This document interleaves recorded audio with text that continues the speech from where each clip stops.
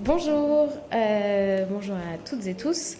Un petit point, je voulais vous partager les nombreux mails que nous recevons les députés depuis quelques semaines. Je vous en lis un extrait très rapidement. Cette annonce m'inquiète beaucoup. Comment est-il possible d'envisager un tel retour en arrière alors que des milliers d'études scientifiques documentent leur toxicité élevée pour les abeilles, les bourdons et autres pollinisateurs sauvages indispensables à notre agriculture? L'effondrement en cours des populations menace déjà notre sécurité alimentaire et doit impérativement être enrayé si nous voulons laisser à nos enfants et aux générations futures un monde viable où la beauté, la diversité inestimable de la biodiversité ne sera pas un lointain souvenir. Ce dont il s'agit, c'est le cri d'alerte par mail d'habitantes et d'habitants dans nos circonscriptions qui nous interpellent parce que la loi Duplon est actuellement en débat à l'Assemblée nationale. Donc on va passer du temps parlementaire pour détricoter ce qui a été savamment construit, une protection de notre santé. On va passer du temps parlementaire avec la volonté de la droite d'empoisonner en premier lieu la nature et les agriculteurs, puisque nous le savons, la science nous le dit. Les agriculteurs connaissent une plus grande exposition à des risques de cancer, notamment celui de la prostate, en raison de l'utilisation, de la manipulation de ces produits chimiques, les pesticides.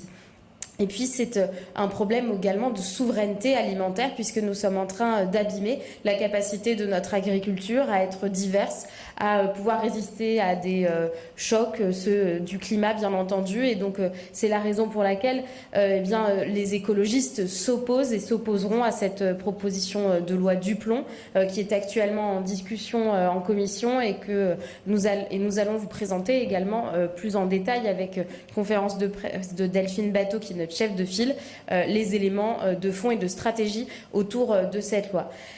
Moi, ce que je voulais vous dire à travers cela, en propos introductif, c'est qu'on voit bien que quand on tient hier un discours pro-science, en expliquant que les chercheurs qui sont actuellement menacés aux États-Unis parce qu'ils parlent du climat, parce qu'ils parlent du genre, parce qu'ils parlent de la question de la santé environnementale, sont les bienvenus en France, d'une autre main, dans le même temps, on est en train de faire une proposition de loi anti-science.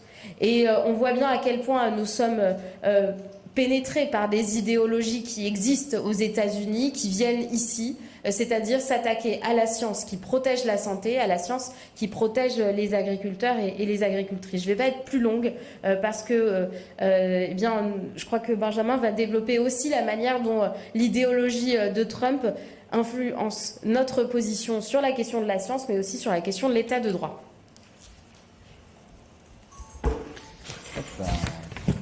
Merci beaucoup. Quelques mois avant de répondre à vos questions, d'abord je voulais vous annoncer qu'avec le président Denis Masseglia, membre d'Ensemble pour la République, et les membres de la commission d'enquête sur les défaillances des pouvoirs publics face à la multiplication des plans de licenciement, nous allons auditionner ArcelorMittal, la direction d'ArcelorMittal, le président d'ArcelorMittal, le 20 mai en matinée, ce qui sera l'occasion de demander des comptes à ce groupe qui a accumulé des aides publiques. Vous savez qu'aujourd'hui, les aides publiques aux entreprises sont le premier poste de dépense de la nation, devant l'éducation, la santé et les armées cumulées. Eh bien, nous allons pouvoir lui demander des comptes suite à des annonces brutales de suppression de postes massives sur plusieurs sites du nord et de l'est de la France. Nous étions plusieurs membres de notre groupe et d'autres groupes, la présidente de la commission des affaires économiques, Aurélie Trouvé, mais aussi des collègues socialistes. Nous étions avec Marine Tondelier et François Ruffin à Dunkerque le 1er mai pour manifester aux côtés des salariés d'ArcelorMittal pour défendre notre industrie, pour défendre nos emplois et les territoires qui aujourd'hui sont menacés durement par cette décision qui n'a pas de sens économiquement et qui n'a pas de sens socialement. Voilà, donc cette commission d'enquête pourra auditionner. Je me réjouis que nous ayons réussi à organiser cette audition dans un délai bref parce qu'il y a aujourd'hui des élus locaux, des salariés, des familles et je crois tout un pays qui attend des réponses. Nous avons besoin aujourd'hui de produire de l'acier en France. Nous avons besoin aujourd'hui d'une industrie sidérurgique capable de relever les grands défis de notre souveraineté.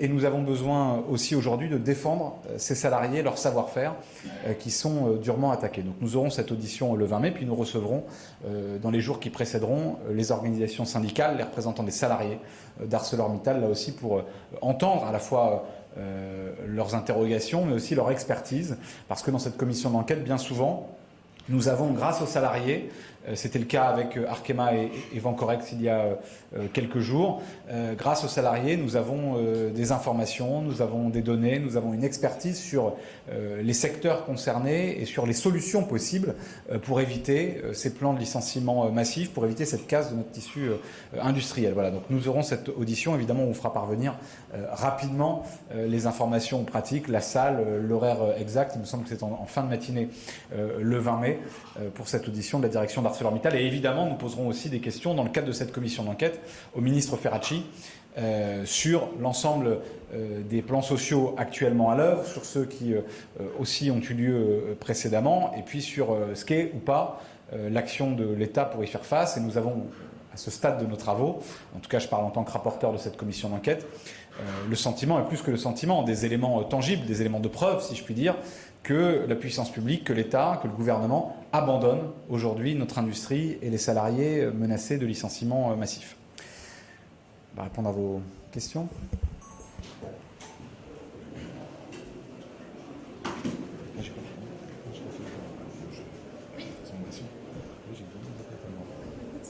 Bonjour, Anne-Charlotte Dussault de LCP. Quelle a été votre réaction à l'annonce de François Bayrou dimanche de vouloir faire un référendum sur le budget et qu'attendez-vous de la prise de parole de Macron du 13 mai? Je commence. Vas-y. Alors, notre réaction, c'est intéressant. Ils ont tellement oublié que l'Assemblée nationale devait débattre et voter des budgets qu'ils annoncent, enfin que le Premier ministre annonce désormais qu'on pourrait adopter un budget par référendum. Donc c'est une très mauvaise lecture de la Constitution, c'est une très mauvaise idée. Et par ailleurs, il y a eu des propositions sur la table pour aller chercher de nouvelles ressources, puisque c'est l'enjeu. D'aller chercher de nouvelles ressources pour éviter que le déficit augmente et permettre de sécuriser des services publics. Ces propositions, elles sont sur la table, elles ont même été adoptées par l'Assemblée nationale avec la taxe Zuckman lors de notre niche écolo. Elle va être débattue également le 12 juin au Sénat, dans la niche du groupe écologiste au Sénat également. Et donc on a plutôt l'intention d'interpeller le gouvernement sur leur possibilité de soutien à cette proposition d'impôt plancher. Sur la question du 13 et Emmanuel Macron qui alors balaie complètement la proposition de son Premier ministre et là on assiste à un concours Lépine des idées de référendum. On est en pleine foire de Paris, peut-être que c'est d'actualité, mais véritablement nous on n'attend rien. Il y a des questions qui ont été tranchées dans le pays. L'extrême droite ne doit plus avoir d'incidence sur la conduite du pays. Il n'a pas respecté ce choix. Est-ce qu'il nous parle des temps de l'enfant ou bien de la question de l'organisation territoriale? C'est encore extrêmement flou. Et vous voyez, hier, j'étais en présence du président de la République à la Grande Loge de France, puisqu'il y avait un discours sur la laïcité. Son discours était plutôt intéressant. D'ailleurs, il s'agirait peut-être d'avoir des paroles de ce type plutôt que d'aller s'interroger sur la question de réforme territoriale qui prennent du temps plutôt que de le faire à travers un référendum. Bonjour, Charlotte Tomaca pour RFI. J'ai deux questions. La première, c'est Julien Bayou, ancien député de votre camp, a déposé un recours en tant qu'avocat de parents de décorés qui contestent le fait qu'on ne retire pas la décoration, la Légion d'honneur à Nicolas Sarkozy. Est-ce que vous êtes pour ou contre le fait de lui retirer sa Légion d'honneur?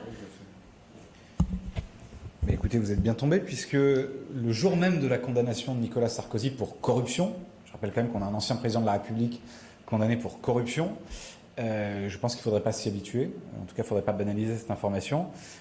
J'avais pour ma part écrit au président de la République Emmanuel Macron pour demander le retrait des différentes décorations, distinctions dont bénéficie Nicolas Sarkozy et le retrait des moyens que la République lui alloue pour exercer son influence.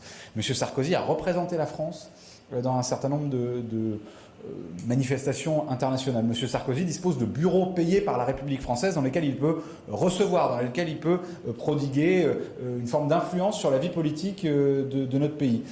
Il m'apparaît que les Françaises et les Français n'ont pas à payer pour que quelqu'un qui a trahi leur confiance, qui a trahi le serment solennel qu'on passe quand on est élu du peuple avec la nation, d'exercer honnêtement ses fonctions, que quelqu'un qui a été reconnu coupable de corruption puisse bénéficier des largesses et des avantages matériels de la République, évidemment excluant de cela les mesures de sécurité. Il ne s'agit pas de mettre en danger l'intégrité physique de l'ancien président de la République, mais il doit être mis au banc de la vie démocratique et républicaine de notre pays. C'est ainsi qu'on doit sanctionner celles et ceux qui ont affaibli la confiance de nos concitoyens envers les institutions et envers leurs dirigeants et qui ont trahi les valeurs les plus fondamentales de notre République et de notre démocratie.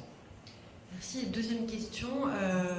Emmanuel Macron recevra demain le président syrien qui entame une visite en Europe, alors même que des minorités alaouites et druzes sont massacrées en Syrie. Est-ce que vous pensez que c'est le moment opportun pour le recevoir ?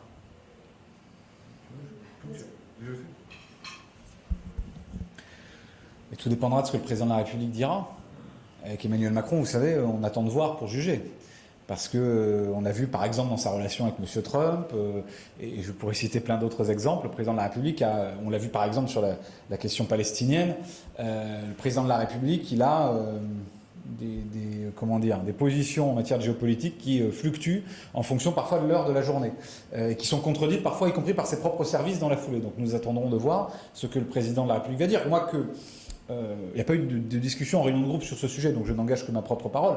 Moi, si vous me demandez mon sentiment, je pense qu'il est logique et légitime que l'on discute avec tout le monde et que la force de la diplomatie, c'est de discuter avec tous. La question, c'est pas faut-il discuter ou pas, la question, c'est qu'est-ce qu'on dit dans cette discussion.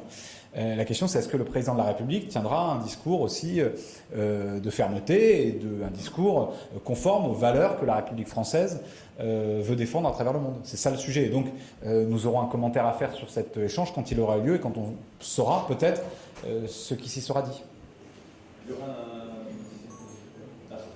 Serge Faubert, Pure Politique. Votre mouvement participe ce soir à un meeting contre la dissolution de la Jeune Garde et Urgence Palestine.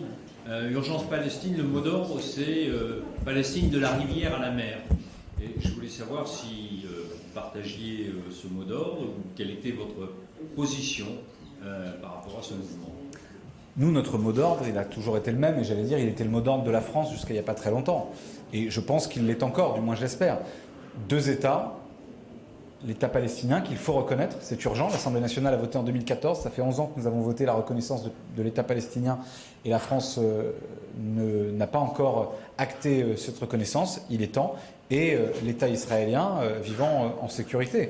La paix doit procéder de la justice, la paix doit procéder du respect du droit international qui est aujourd'hui bafoué par M. Netanyahou, bafoué par le gouvernement israélien, et nous considérons qu'il faut accompagner les mouvements citoyens, au-delà des organisations, les mouvements citoyens qui partout à travers le monde s'indignent légitimement des massacres de civils palestiniens et qui réclament l'application du droit, qui réclament par exemple tout simplement qu'on puisse acheminer les convois humanitaires qui sont aujourd'hui bloqués par l'État israélien, ce qui est scandaleux, qui revient à condamner à mort des populations civiles, ce qui est inacceptable. Voilà quel est notre mot d'ordre à nous. Si vous m'interrogez sur la dissolution proposée par Bruno Retailleau, il ne suffit pas d'être en désaccord avec un slogan pour dissoudre une organisation. Sinon, on n'est plus dans un état de droit. Je rappelle que la dissolution d'association, c'est normalement une mesure d'exception. Or là, on voit bien qu'il y a, à travers cette annonce de Bruno Retailleau, une forme de surenchère dans le cadre de sa campagne interne à LR, où pour quelques applaudissements de fanatiques proches d'Éric Zemmour ou de Marine Le Pen, M. Retailleau est prêt à bazarder tout notre héritage républicain, tout notre état de droit. Moi, je ne demande pas à M. Retailleau d'être d'accord avec telle ou telle association. Je lui demanderai par contre d'être conforme à ce qu'a été la position de la France. Celle de Jacques Chirac, celle de Dominique de Villepin, conforme au respect du droit international. Bon, mais à la rigueur, même ça, il a le droit de penser le contraire. Par contre, M. Retailleau est le ministre de l'Intérieur, il doit garantir le bon exercice de l'état de droit. Et donc nous sommes opposés à cette dissolution, à celle de la Jeune Garde, parce qu'elles contreviennent tout simplement aux principes qui régissent notre état de droit. Et sans état de droit, il n'y a pas de démocratie possible. Et on a fini, nous dit-on.